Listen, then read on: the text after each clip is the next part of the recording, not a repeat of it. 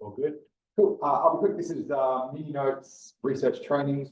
That means we're going to get 3 excellent speakers and time for questions all in 1 hour. That's going to be engaging, a good thing to do at this time of the afternoon. We have 3 presenters online. I think they're going to speak for 15 minutes each. I have a little bell, presenters online, that I'll ring if you could acknowledge, at 15 minutes, just so that everyone gets a go.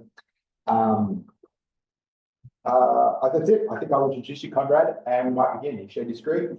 So Professor Konrad Kording is a professor at the University of Pennsylvania. From what I can gather online, his expertise ranges very broadly. I think he has a PhD in physics, but has had appointments at prestigious universities as broadly as physical medicine, physiology, applied mathematics, neuroscience, and bioengineering. He's many things, among them a proponent of open science, the co-founder of Neuromatch, and perhaps most importantly for today, he leads the community for Rigor. Please take it away, Konrad. Wonderful, and thanks so much for having me. I'm also very much interested in science of science, so I'm really delighted that I get the chance to talk to you. But today's talk is really about introducing Community for Rigor, which is a new big NIH initiative to teach scientific rigor. So let's dive right in. So our problem analysis is not like there is a problem in science. Most papers ask no real questions, and those that do often make big conceptual mistakes. And of those that have neither problem, about half don't replicate. And I think we are massively deceiving ourselves, which is sad, given that we are after the mysteries of the universe and take a 50% or so pay cut to be allowed to do so. So we should be really into doing wonderful science. And the NIH is realizing that, and therefore, or the NINDS in that specific case, and therefore they are starting this initiative, and Center, the group that I lead, is kind of organizing that kind of thing. Brief our definition of scientific rigor. Rigor in research is about producing insights we can actually trust, giving our research meaning, and our individual work should contribute to actual progress in science. And it's a largish initiative. Here you see the group of our very recent yearly meeting. It has NIH chose about order 12 or so professors that are subject matter experts. And NIH then brings together the group that I lead, which is another like 10-ish people. And there's a couple of NIH people involved as well. We're a group, and we want to basically produce awesome teaching materials to make science better. Just a brief disclaimer, no, we're only really getting started. So what you see today isn't going to be the final version that we'll have. We're new and we want to get to know you. We want to get feedback from the world. And everything we show is hot off the press, so be gentle on here. So here, I want to just show you the kind of teaching that we are planning here. That we'll make it more beautiful as time goes on. But the idea is that for every topic, we will produce 2 main products. One is a 45-minute way of teaching that, and one is more like a 3-hour way of teaching it. Everything centers around small so-called lessons where we teach something and then people do something. And so I want to just give you an example of that. So let's step right through. It's about bias here. We are all biased. Let me give you an example of bias. Which of these 2 lines is longer? Which of these 2 pink dots is bigger? Well, you of course already know these because they're famous examples, but they're equally big. And so we have these biases in perception, but we also have these biases when we do science. Where do they come from? Now, like the problem that we always have as scientists is that we know that we're right. Almost every scientist I speak to has like very good ideas and is in the business of showing how they work. And we might get the right answer for the wrong reasons. And what we'll do is a little exercise on hypothesis generation. So the way it works is you put in 3 numbers, each of them between -100 and 100 if you want. You put 3 numbers, and you then push a test button, and then it tells you if the button that you test, if your hypothesis is true. Not like there's some sequences for which the answer is true, some other sequences for the which the answer is wrong. And then after you've done it often enough, you finally submit your hypothesis so that we find out what you believe the rule was. And then you write down at the end what the number is. So let's start this activity here. The way you can start it is if you have a phone on you, which I presume a lot of you will have, there's a little QR code. I also pasted an activity link into the chat, and I hope everyone can see that, or otherwise maybe the organizers can help me make sure that everyone can see it. And I will now be giving you about 4 minutes to find out what the rule is. Now, not everyone gets the same rule. There's, I believe, 6 different rules. So let's see. If I click on start activity, it gives us a little explanation what will happen. It gives me a pre-filled in which says 2, 4, and 6. And now you all try it. I will try to find out what my rule is.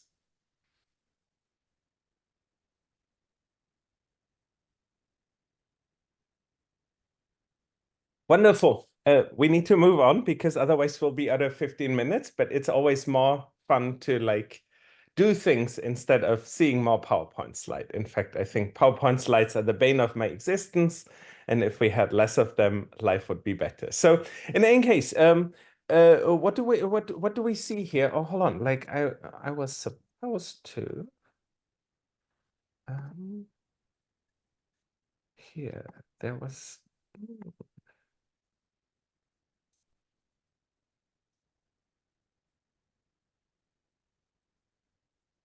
Oh, well, in any case, there's a way for me to show you what the result is.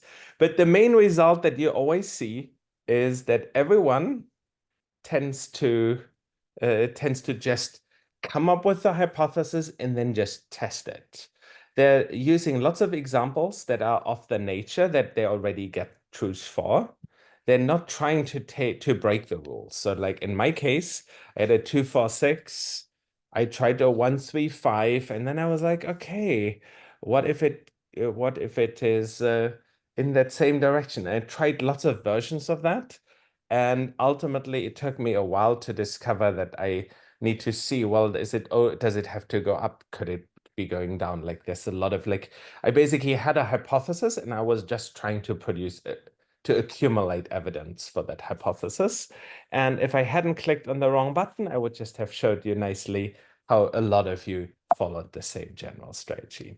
So in any case, there's Bayesian observations. It informs us the algorithms that our visual system uses, but it also is relevant at every stage of a scientific project. So what happened? No, we tend to confirm our hypothesis. This impairs our research. Lots of research is showing that. I don't want to bore you with lots of studies, but there's a lot of papers that showed that like this wanting to get positive results is a near universal finding, that people really just come up with a hypothesis, and as scientists, they just try and generate more and more data there. So confirmation bias is the mind's tendency to seek out information that supports the view that we already hold by selectively filtering data and distorting analysis. Confirmation bias thwarts the goals of scientific research to build objective experiments and then achieve an impartial interpretation of experimental results. What can we do if we want less of that? Like we can build habits to recognize that bias in our thinking. We should like really try hard to not fall in love with our ideas. We can develop checks in our behavior and pause and reflect. We can use principles of experimental design that make these biases less bad. We can make an effort to falsify hypotheses. And we can document and critically review reasoning processes at each stage of decision making. And this was just a little example of how like our lessons work. Briefly, the lab meeting version of these things will always be roughly of the size of 3 of these lessons. A lot of them will be full of like fun examples that are They mostly speak to neuroscientists at the moment. This is how we're getting started. That's where the funding comes from. But we want to build it more broadly. And then we have the 3-hour version, which is basically 8 lessons, the kind of stuff that you could build into a course that you teach. And with that, that's all that I wanted to demo for today. So I'd like to introduce Dr. Natalie Evans. Natalie is a senior social scientist with a background in public health and anthropology. She's an assistant professor at Amsterdam UMC, where she leads the research integrity program within the Department of Ethics, Law and Humanities. Natalie's been involved in many initiatives to support research quality. Just for example, the Prepared and Entire projects.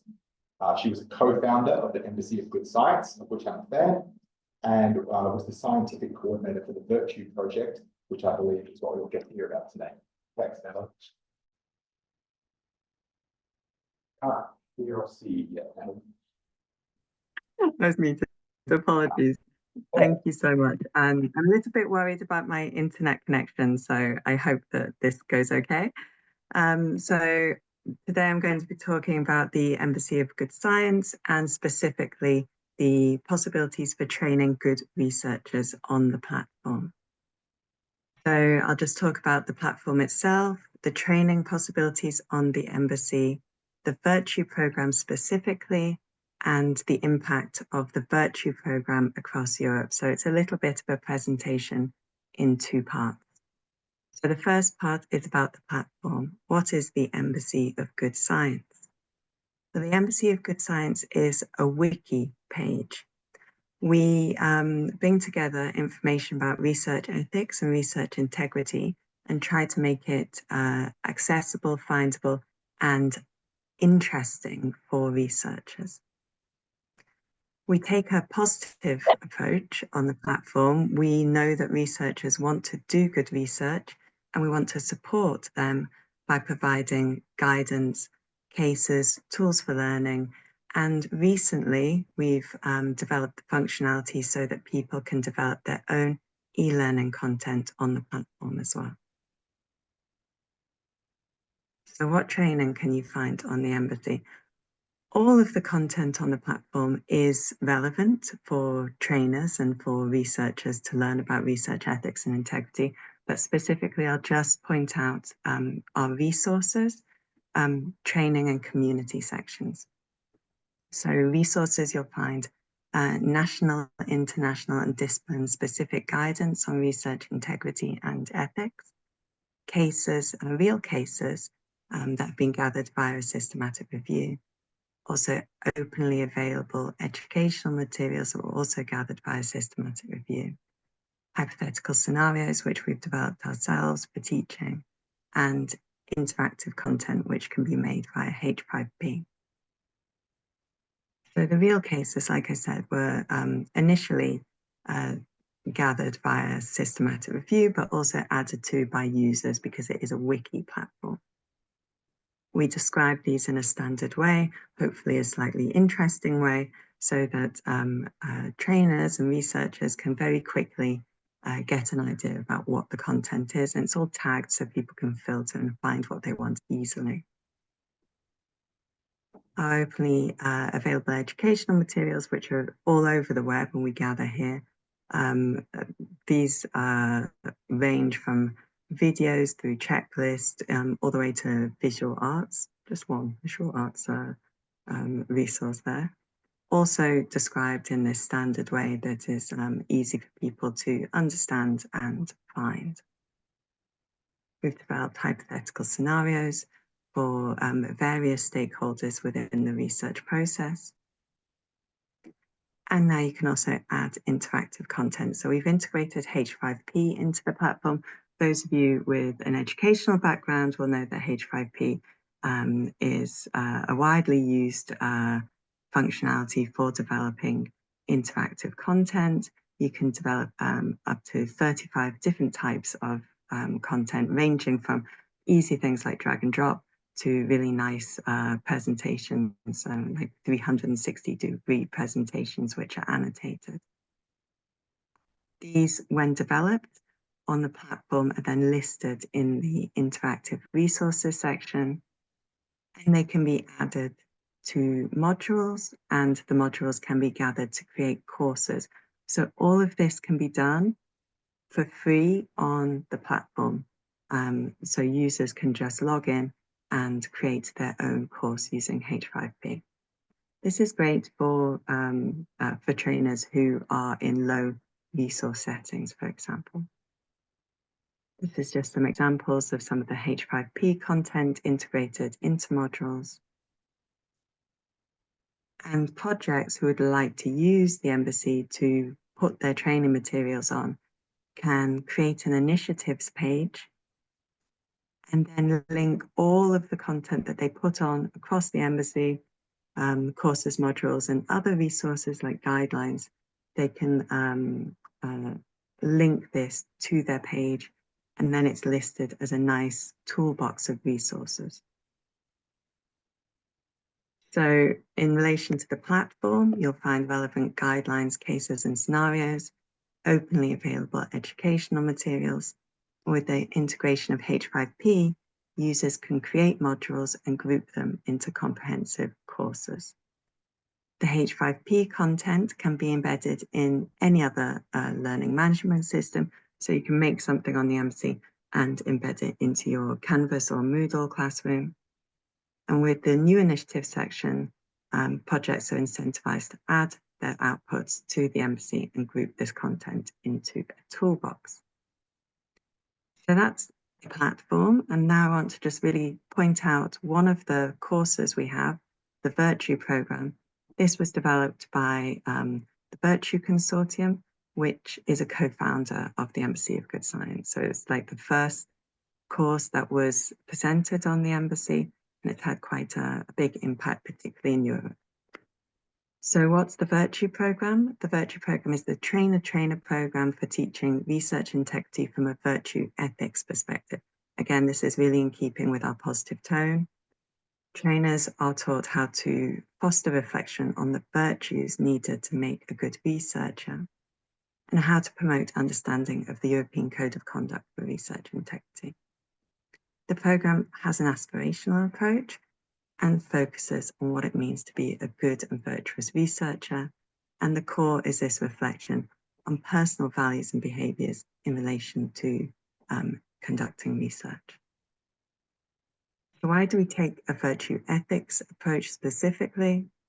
We do this because we know that a virtue ethics approach goes beyond focusing on rules and compliance and fosters learning on how to apply those rules in specific situations, taking into account complexities and dilemmas of real-life research. Hopefully, a virtue ethics approach develops researchers' moral sensitivity and teaches them to reflect on the goals of the profession and the research qualities that support these goals. And it helps participants to become better researchers, we hope, motivating them to develop the qualities of a virtuous researcher for themselves. So the program has obviously a virtue ethics approach, but also other theoretical approaches which are influential in the program are an ethos of science, because the trainees use the European Code of Conduct for Research and Integrity to develop a common understanding and commitment to research integrity amongst the participants.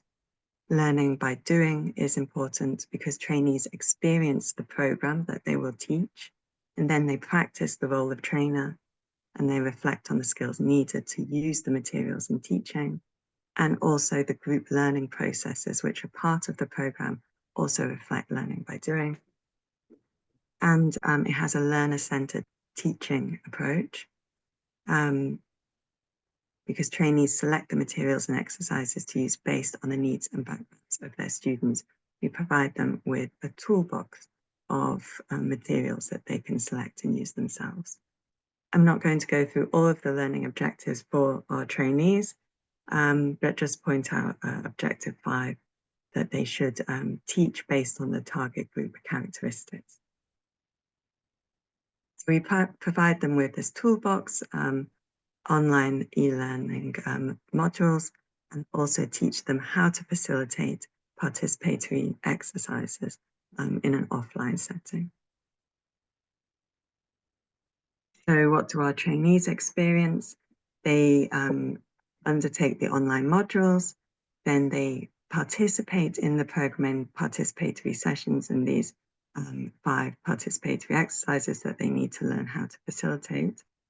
Then they go and practice these participatory exercises in their own setting.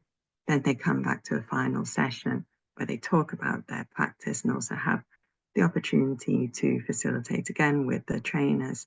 Then they go off and hopefully train others. What do we have? We have 14 e-learning modules. These are for individual learning and reflection.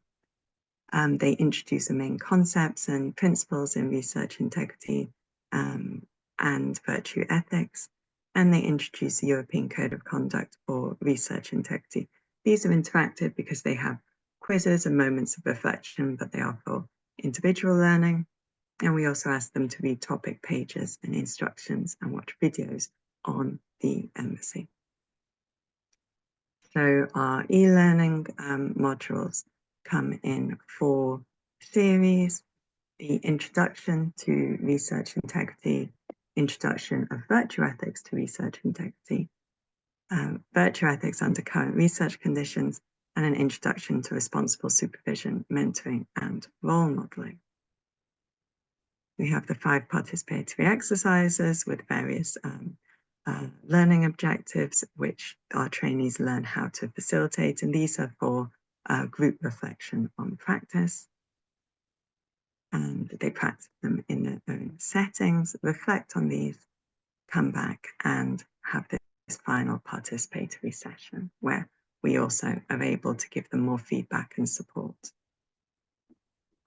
And then hopefully they train others. So the Virtue Programme was funded by the European Commission, just like the Embassy of Good Science is funded by the European Commission. And we promised the European Commission that we would train a certain number of researchers also in Europe, so to amplify our reach. All of the trainers had to train 10 researchers, at least in their own country, provide some evidence of that. And then we had a large reach across Europe. So the program was rolled out across Europe, and we've trained now over 600 trainers. Within the project itself, we trained 470, but we continue to train. And here you see the dates that are next year in spring. As we continue to provide the program, it continues to prove popular. I wanted to share this video, but I realized I have shared without optimizing video. So let me just, oh, it doesn't, oh no, it does give me the option. Let me share again.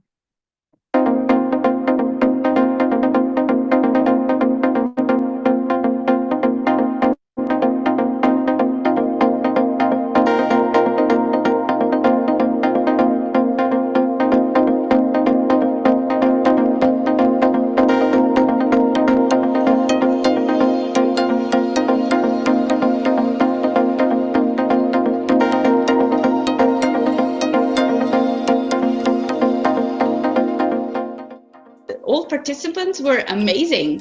Hierarchies were gone. We had a very colorful group, right? With different experiences at different levels in the hierarchy, and everybody just contribute. Openness, I suppose the way the training has been designed, it really facilitates people to being open and being honest with regard to their own experiences when it comes to research integrity and research ethical issues. Being a part of a global community that promotes responsible science. There is a strong connection between theory and practice. Yes. Because we start by examining real cases of violations to research integrity. Then through reflection, dialogue and critical thinking, we encourage our trainees to seek the best course of action. And of course, in many cases, there is no solution. The fact that you can tailor the training to quite specific needs, and you don't need to have a one-size-fits-all. When you get feedback where participants are saying, look, when's the next session? When's the next seminar? Where are we going with this? You would have had participants that would have started off from mere inaction, not knowing nearly how to handle certain scenarios, to at the end of the seminar, having an insight, look, that actually, oh, when I encounter these dilemmas or these issues, I actually have a choice here. There's options available to me. And I think that that's really very rewarding. The sense of empowerment that participants said, okay, we are not alone. We can fix problems, and the focus of virtue training on doing the best possible thing instead of doing the right thing brought in some kind of ease and saying, okay, we are not just simple receivers and we are not suffering, but we can identify some holes, right, in which we can act. The focus on building moral character emphasize how to be in the middle position. So you hear about being righteous, doing something that is good, being courageous. How could one be courageous? Could one be too courageous? So it was so attractive. It was a time of reflection for every one of us here in the setting, that we could think about our own character. Reach out with this and reach as many as possible. It would be super cool if we had refresher training courses to exchange and see what new methodology is there, what new tools can we use, and how can we encourage participants. Adding on additional exercises based on our experiences, based on feedback that we're getting from the participants. I must say that my hopes are becoming a reality, because next Monday I will start my first official course within a degree program here at the University of Parma. We are thinking of a national research integrity training using the virtual approach. We're training more than 5,000 physicians and then medical students. I feel that virtual training has come to stay.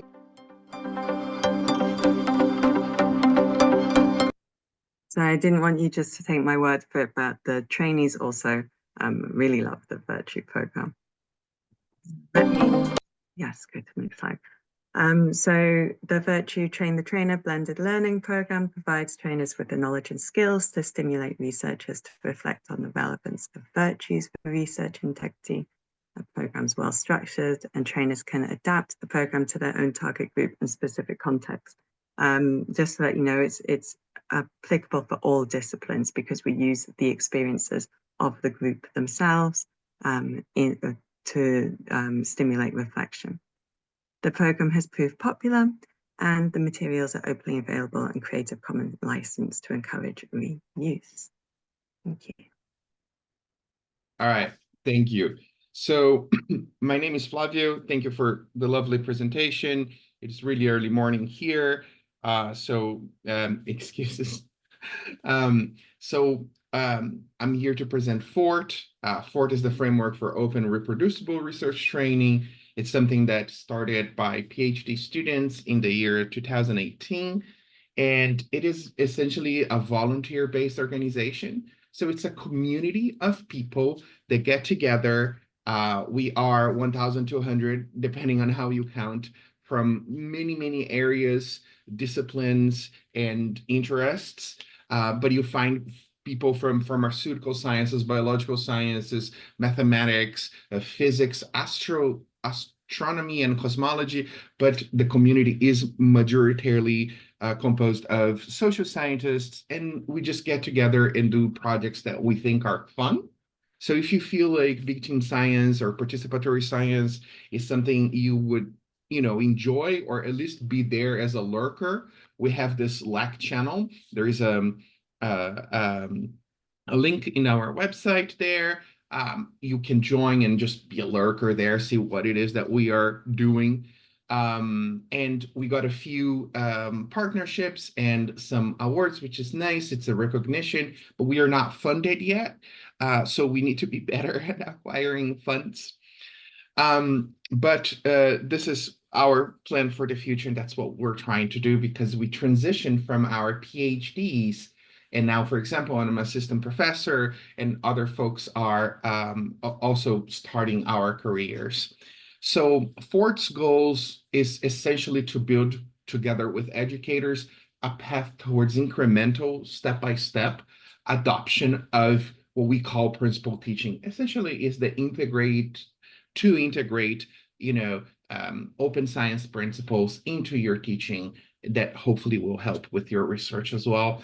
So we also want to generate a conversation about the ethics and social impact of higher education that is focused on openness in of itself, but also about epistemic uncertainty, epistemic plurality, and humility, right? Towards integrity, towards credibility. So we also try to respond to the call for scholarship or open scholarship, open science as inclusive scholarship. How is it that we can incorporate more people? How is it that we can bring in folks from, for example, low and middle income countries, folks from marginalized communities into the fold, right? So that's the mission of FORRT. So FORRT is inserted, at least theoretically, on the idea that we are aiming towards that scientific utopia. And there's like 3 famous papers on this, like, oh, we need to open scientific communication, we need restructure the system of incentives, and we need crowdsource science or big team science, if you will.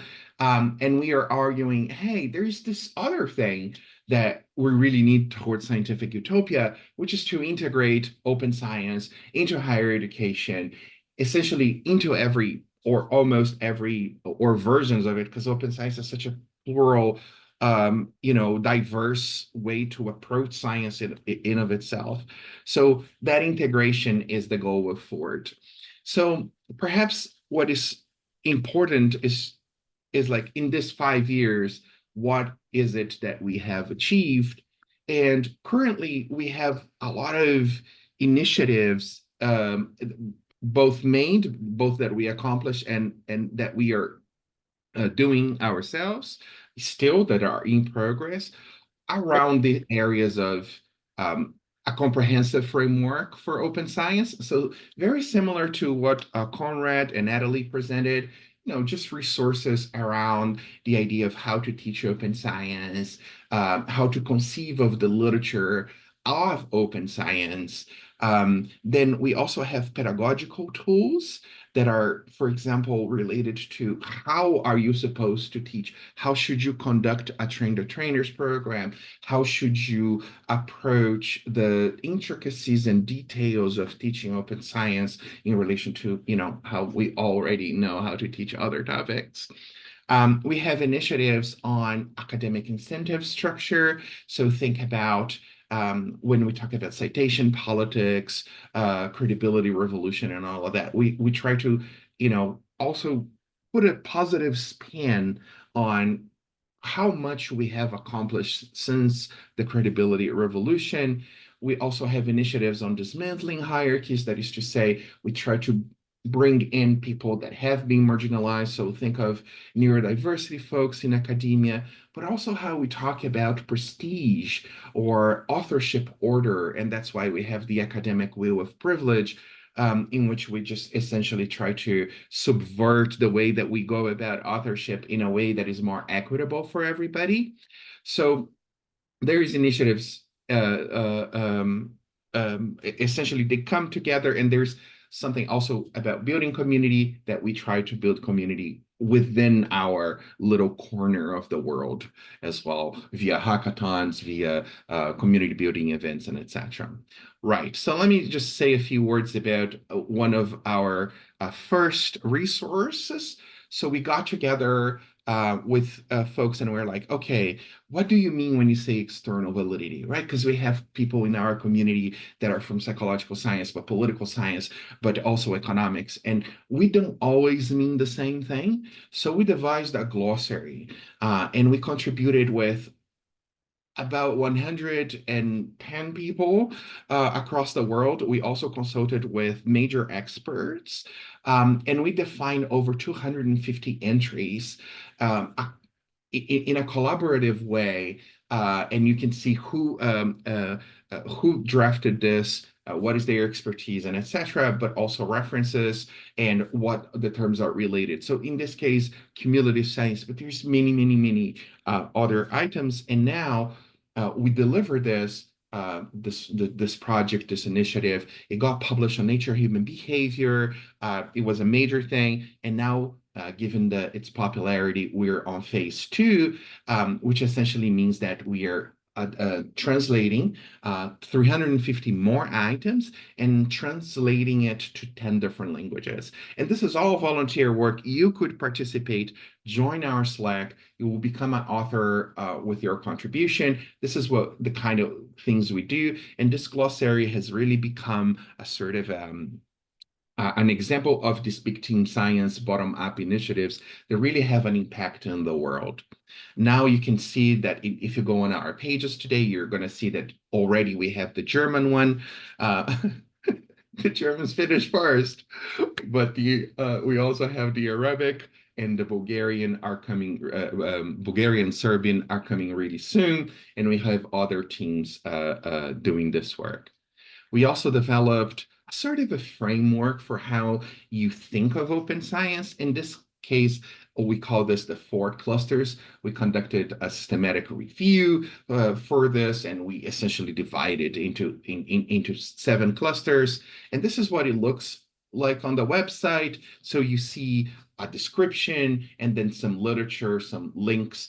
And now we are finally getting the funds a little bit, just getting a little bit of funds to have also connect our resources, our internal resources and external resources to these subclusters. So when it comes to data wrangling or questionable research practices or any topic within the clusters, we're going to start linking our teaching materials, our lesson plans, our pedagogies there. So do check out for the future. We are also revamping the clusters in its 4th version. So now it's, you see on the website, the 3rd version, but a lot of these 4 initiatives are like sort of dynamic. They go through time, and because essentially we're trying to give chances for early career scholars. So early career scholars come in, it's like, oh, can I help with something? And we're always trying to projectify our dynamic initiatives so they can participate. They can take leadership. FORRT in general is a little bit of a team-based organization, very flat hierarchy, etc. And we are partnering up with Koala Lab, which is an awesome organization to include qualitative resources, teaching materials, and etc. into our clusters. We also have a lot of lesson plans. Soon there will be 21. We have 60 class activities that you can insert on any topic, almost any topic of your classes. So check out the lesson plans there. And you're going to see that each of these initiatives is one different early career scholar. So this is very much part of FORRT, right? That somebody comes in with an idea, say, I want to do this, let's do it together, and we do it with the community. We also have an initiative called FORRT Summaries that essentially we summarize closed scholarship. So imagine open science articles, but or research integrity, etc., that are close to the Global South. So we went to the literature, we opened this up, and we essentially tried to summarize a lot of these articles to help folks from the Global South to digest the literature. And it's also linked to one another, so people can really learn about a topic once they click through the mini summaries. We also have what we believe to be the largest database of resources in the world on open science. So essentially, through several iterations, we curated a database of resources, and as long as you go on the search bar and type the topic, you should be able to find a lot of resources. We now have a partnership with the University of Groningen to even increase these many resources that we have. And there will be an AI bot in FORRT where you can actually talk to the bot in like about 6 months. yeah, you were able to ask questions, and derived on the literature, you will be able to find the answer to any queries that you may have. We also wrote an entire paper on giving folks arguments for why you should include open science in your teaching, and why should students know about open science. And essentially, we made the systematic review and also talked about, on top of arguments, we also talked about what is the actual evidence showing support for integrating open science into higher education. So we talk about student engagement, attitudes towards science, and scientific literacy. So it's a really cool, fun article. Check it out. And we had this initiative about 3 years ago that, hey, there is not as of yet like a current database of replication resources. So think about meta scientists. How is it that we can help meta scientists do a lot of research, but also help the teacher, also help the people writing articles to know about how is it that we can know whether something was replicated? Can I cite this? Should I be citing this, right? So essentially, we call this initiative replications and reversals. It's to collate these replications. And this is a little bit how it looks like on the website. So essentially, you go to the reversals page, and there is a given effect, for example, elderly priming, which was thought that every time that you talk about, you know, being old, etc., you sort of act slower. And actually, it's very opposite. So that's what we call a reversal. Once people try to replicate this effect, people found that that gives you anxiety and you become more faster, essentially. And we show here that the status is reversed. We link every possible scholarship that we could find. You can also participate in this, by the way. It is very open to anyone, and the resources are directly on the website. And there is many different topics that you see on the right. So things like applied linguistics, political psychology, but a lot is psychology, which brings back to the replication hub. So reversals is an initiative that is current, but now we are really datafying this. We're really making this like a hub for meta scientists. And we got a grant by NVO, which is the Dutch National Scientific Organization, to have essentially 2 apps. One that is directed to those writing articles and those, teaching, so their syllabi. People can upload their syllabi or their research reference section to our annotator. And based on the DOI, we're going to tell you, hey, it is online, by the way, so you can already use it. We're going to tell you, hey, this article has been replicated, this article has been replicated, this has not, and what is the status of the replication, right? What is the effect size? And there's all sorts of analysis that you can do. So the other side of this for meta scientists is that we have a free available database of 1,400 entries of replications. And this is just one of the graphs that we have once you reach the app. This is another one. And essentially now we have the FRED, so the FORRT replication database that you can download directly. There is a R package to facilitate this process. And we also now are partnering up with the Center for Open Science, and we're looking for coders to essentially increase the representativeness of other disciplines, because we are about 80% or 70% psych related, even if we have education, marketing, all of that. But we really want like hardcore economics, political science, other disciplines in replications. So we partner up with COS to do this. And if you're interested, or if you know somebody who might be interested, check out our socials or our Slack. We'll be soon sending this call. We sent it on Twitter. Well, I'm not going to call it X. We sent it on Twitter. It's there. But we're going to make it more open. I'm getting to the end of the presentation. We also wrote an article that I think is super important to talk about.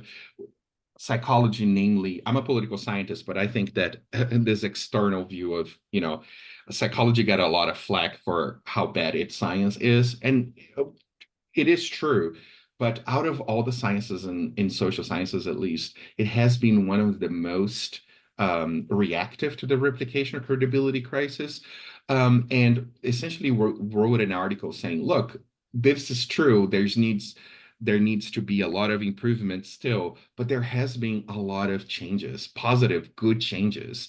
And we talk about these in like structural terms, procedural terms, and community changes, but essentially is a review of what have we done in the past 10 years to address these issues. When it comes to equity and raising the profile of other scholars, we have an entire team dedicated to neurodiversity and including people. So check out our Slack, and if you are neurodiverse or if you like to support us, we have a very, very nice community. And if you don't know what neurodiversity is the non-pathological variation of the human brain, and that has consequences for how you learn, or how your mood and several mental functions. And what the team does is raise awareness of these issues, but also connect with open science and tries to show that there's actually a lot of similarities between the neurodiversity movement and the open science movement, or openness in general. So it's very interesting. We wrote a position statement that made the rounds on social media many, many times for many different reasons, on bridging neurodiversity and open science, open scholarship. And this is more or less how it all relates together. We have a preprint, please check it out. And we also, in this paper, we started with the idea that, you know, we didn't want to decide authorship based on who could contribute more, or you know, abiding by traditional systems, but rather in an equitable way. So we essentially mapped out our privileges. We sort of put each other on a sort of a list, and we're like, okay, let's give authorship positions to people who really needed it. We also have pedagogies at FORRT, a lot of syllabi that is interesting. Each one of these are different initiatives. And we absorbed recently the open science, open scholarship knowledge base to increment a lot of our resources. And that's it for today. Thank you so much. Anyone like to ask the first question?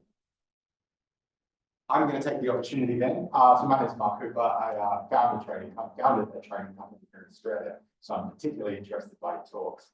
Natalie, could I ask you a question, please? Which is that I understand the Virtue program is for the European, it's about the European code that discusses, I think, universal principles. Has anyone adapted it to a different region, the Singapore statement or the Australian code, perhaps?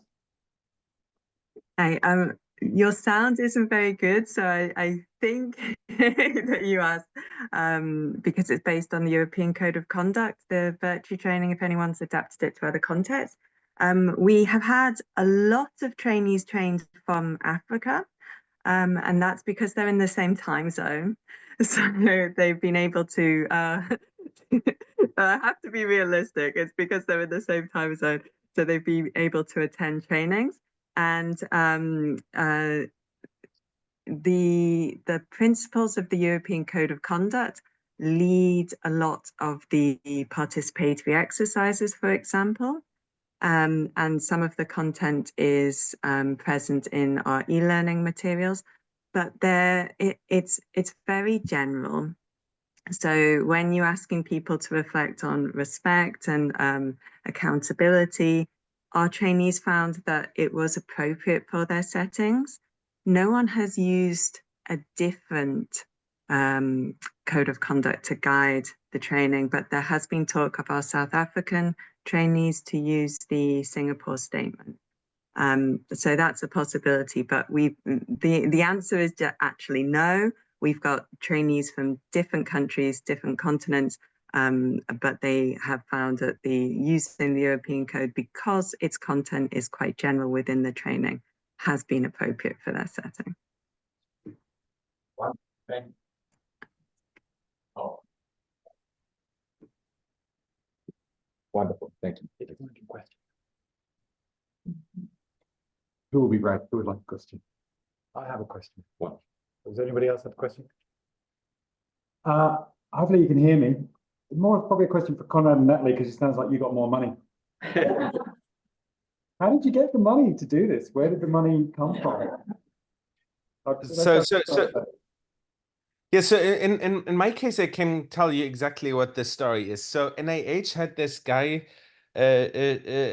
Shai, and Shai has been thinking about the importance of this for a very long time. And he basically, for about 20 years within NIH, lobbied for it until they gave them that program. And then basically the NIH can't do anything themselves, and they basically put up a big set of grants that like doled out the money. So it was, and because we had run your match before, it felt like a natural fit.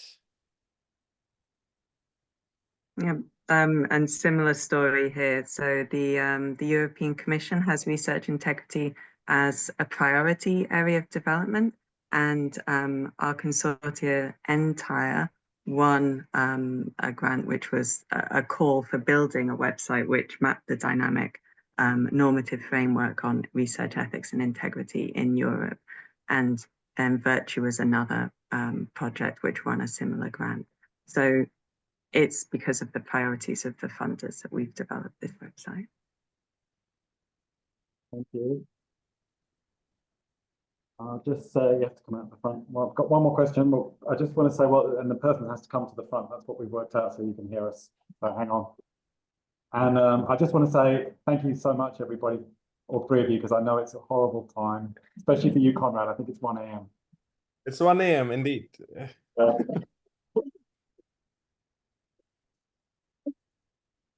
everyone. I have a question for Natalie. I'm interested in the idea that virtue can be taught. Would there be certain people that have personality characteristics that would mean that no matter how much training they did, they would never become virtuous?